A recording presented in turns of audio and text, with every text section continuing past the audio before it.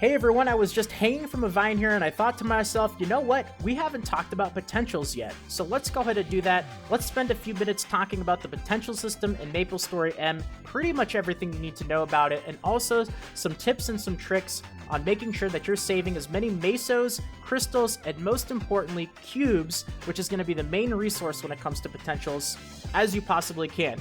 So let's go ahead and get right to it. We're going to start off with some basics, and as we get further into the video, things will get a bit more advanced. So if you are a newer player, feel free to either pause the video or go back, rewind, and re-listen to certain parts of it. But let's start off with the very, very basics. What is potential? Well, if you take a look at my gear, for example, if you take a look at a piece of gear, you see in the upper left, it's going to have a little icon, this blue R. That icon is going to be the potential icon. Now, there's going to be 3 different colors that are available right now, and 3 letters. There's going to be the blue R, which is going to be your rare potential. There's going to be the purple E, which is going to be an epic potential. And then there's going to be the orange U, which is going to be the unique potential. Now, there's also going to be a magnifying icon, which is going to be on gear that has not yet been appraised. Appraising is very simple. When you get a piece of gear that has a potential on it, before you actually get the letter, it's going to have a magnifying glass, and you're going to need to appraise it, which is going to cost Mesos, and that is going to actually show you what the potential is. So before you appraise it, it's not going to be available to look at. After you appraise it, you'll actually see what the potential is. Now let's go to my helmet for an example. We go down to the bottom here. These are going to be the potential stats. HP recovery increase and crit decrease, which somehow miraculously both rolled 1.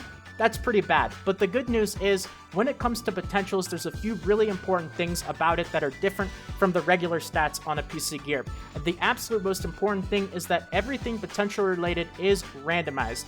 So the actual stats itself, which for this helmet would be HP recovery increase and crit decrease, those are random. Every single helmet is going to have different randomized potential stats on it, and also the values as well. This helmet unfortunately rolled 1, but the values of the potential stats that you roll are also going to be completely randomized. Now, I have a fantastic resource that I want to go ahead and share with you guys. Those of you who watched the video the other day might be a little bit familiar with it, but more specifically, this is going to have to do with potentials, and I want to go ahead and pop this up on the screen. This is Lukishi. Pretty much think of this as the Maplestory M wiki. It has everything that you need to know related to Maplestory M, and there is an entire section on this website dedicated to potential. So if you actually go to the equipment page and you go to potentials, you're going to have everything you need to know. All the numbers, the details, all about potentials is going to be right here. Obviously, things get very, very complicated. It goes above and beyond what I can really explain in a video format. So if you want more information about potentials, I will go ahead and include a link in the description to this website. But let's go ahead and take a look at this right here, what we have at the bottom of the screen. This is going to be all the different potentials that you can actually end up getting on a specific piece of gear. Now, as an example right now, I have weapons with a unique potential highlighted, so you can go ahead and see that if you do have a weapon that has a unique potential, these are all the different stats that you can actually end up rolling. You'll see that there are 15 of them total. It actually says 14, but don't forget there's a 0 at the top there. So these are all the different stats that you can actually get on a weapon with a unique potential, and also very importantly, the minimum stats and the maximum stats that you can end up rolling with each one as well. Now, this is just for weapons. You can go and take a look at armor as well. You can go in and change the grades of the potential. Very, very, very useful website if you guys are a bit more advanced and want to get more detailed information on specific potentials. But anyway, let's go ahead and get back to my character and get into a little bit more details about potentials. And let's go ahead and talk about what is going to be potential hell, cubing.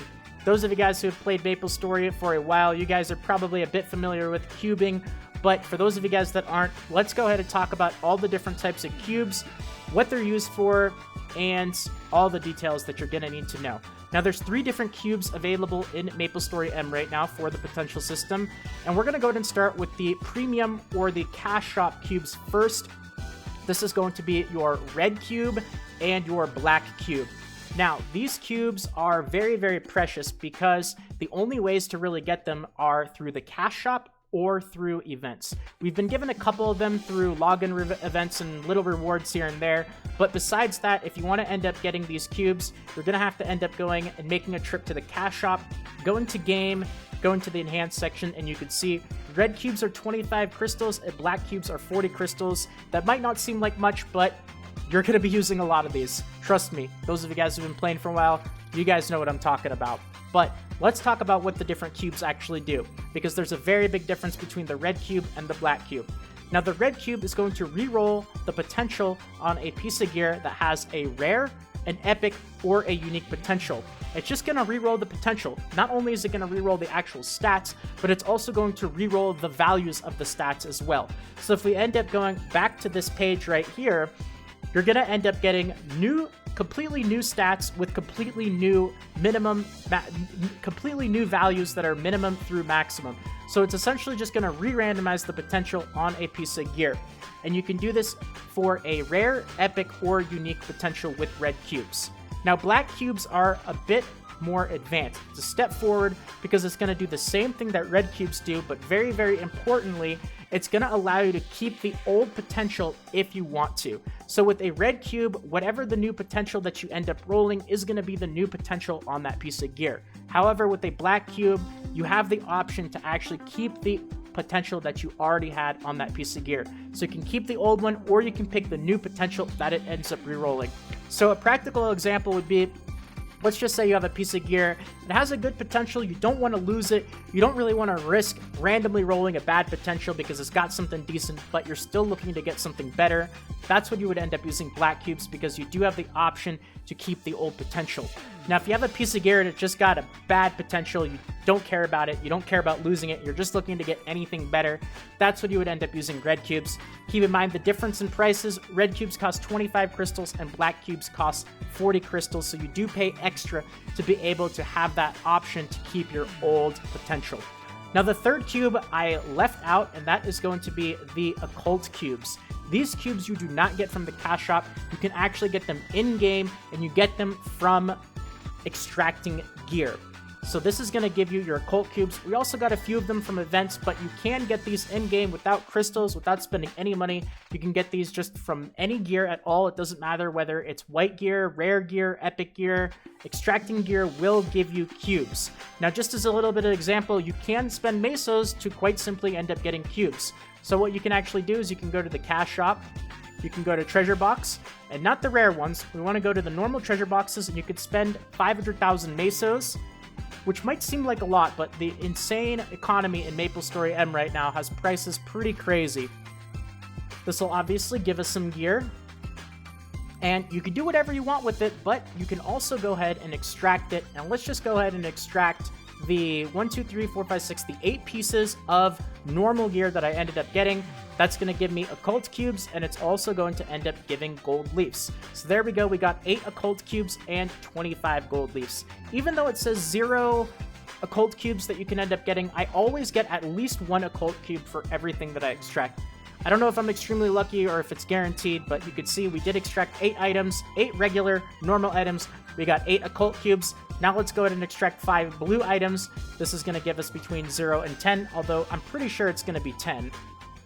8. I was close. So there we go. We got 8 occult cubes for that, so it seems to be a little bit more than normal. So you can spend Mesos to end up getting these occult cubes. And the big difference is, well, if you can spend Mesos to end up getting these cubes, why would you ever end up using the red cubes and the black cubes? Well, the reason is because these occult cubes can only be used on gear that has rare or epic potential. You cannot use this gear on, or you cannot use these cubes on gear that has a unique potential. So if I actually go to my robe, let's go to Forge, change options. This is where you're going to actually do your potential rerolling. And we actually go and put my robe here. It won't actually let me use these occult cubes because my robe has a unique potential. But now let's go ahead and switch to my cape, which has an epic potential, and now it'll actually start letting me using these occult cubes. So that is one advantage to having gear that doesn't have a unique potential, is you don't have to use the premium cubes. You can end up using these occult cubes, which you can get in-game through spending Mesos or just extracting gear. That's one advantage. But of course, epic potentials are never going to be as good as unique potentials themselves. Now, let's go ahead and talk about the most advanced thing when it comes to potentials, and that is going to be the actual number of stats that you end up getting. Now, all my gear is only going to actually end up having 2 stats on it. However, you can actually end up getting a third potential stat. This is what's going to be known as getting a third line on your potential. This is incredibly rare, incredibly value, and it is what the whales in Maplestory M are looking for on their gear. Now, it's incredibly rare to end up getting it naturally. However, there is an item in-game that will actually allow you to add a third potential line to a piece of gear, and it is going to be available from the event that we have running right now. So if you actually end up going to the event shop, it's this bronze potential stamp, 15%. If you actually look, 15% chance to add 1 potential to a released item with 2 or fewer potentials. So these stamps are going to allow you to be given a chance to add a third line to your item's potential. 15%, that's a little bit better than 1 in 7. It's a gamble. It's very expensive too, and the only way we can get these right now is through the event that we have going. So this is very rare. This is end game to the max. If you're a newer or intermediate player, unless you're really advanced, I would not really recommend doing this. That's going above and beyond. So, one tip that I want to go ahead and give you guys when it comes to potentials, saving cubes, saving mesos, crystals, and resources is when it comes to rerolling potentials, I would avoid rerolling certain items as of right now. The things that I would not reroll potentials on are things like Net's rings. That is because every single time that you run Net's Pyramid, of course, you're given a chance to get the Net's gear, and you can actually just end up replacing Net's gear if you get new copies of it without having to reroll the potential. So if I were to run Net's Pyramid and I were to get another Pharaoh's ring, if it had a potential on it, which I believe they always do, I could just go ahead and appraise it, and instead of spending a whole bunch of cubes, expensive ones, premium ones, red cubes, black cubes, or occult cubes, I could just go ahead and appraise the new ring that I got, spend a few mesos, see if it's better than the ones that I had, and replace it if it is. So I would not reroll things like Net's gear. That's not really a big priority right now. Maybe even things like the Zachem helmet, although definitely not the Net's belt. I would go ahead and, if you do have cubes and you are looking to reroll stats, reroll things that you're not going to be able to replace easily, because it's going to take a lot of resources and investment to reroll the potential and get the stats that you are looking for. And those of you guys who have played the original Maplestory, you know how crazy it can be when it comes to cubing. So try not to reroll things that are easily replaced. And I think that's pretty much it.